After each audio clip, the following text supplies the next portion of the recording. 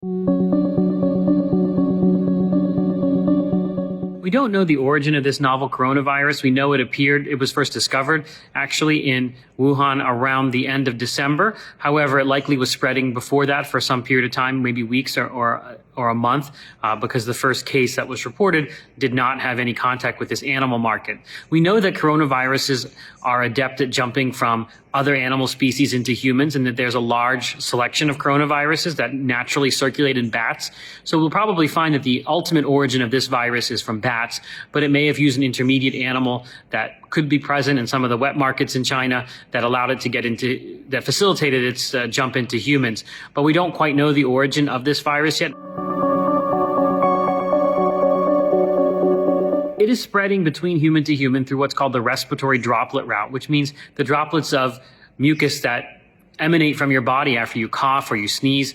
Those are big droplets that usually don't travel more than 6 feet before being pulled to the ground by gravity.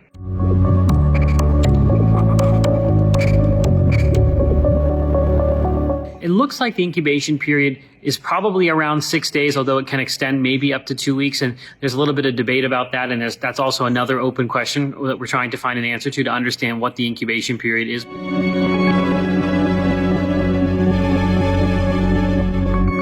That's another open question. We really don't have a good idea on severity. We're starting to get some indications of severity, but it's really important to understand that there's going to be a lot more mild cases than severe cases, because coronaviruses cause a spectrum of illness. And some people may have a very mild common cold-like illness, and some people may be deathly ill with pneumonia. And we really need to understand where this coronavirus fits on that spectrum. Is it more likely to cause mild illness, or like some of the community circulating coronaviruses that cause about a quarter of the common colds every year? Or is it more like SARS or MERS, which have a really greater capacity to cause deadly disease?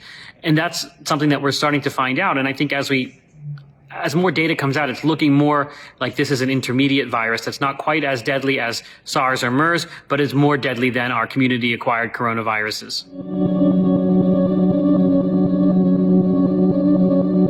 There's no specific treatment for coronaviruses, so those that require hospitalization may need supplemental oxygen, they may need intravenous fluids, they may need breathing support through a mechanical ventilator, but there is no antiviral medication that you can give a person with a coronavirus yet, although there are some that are being tried in clinical trials right now.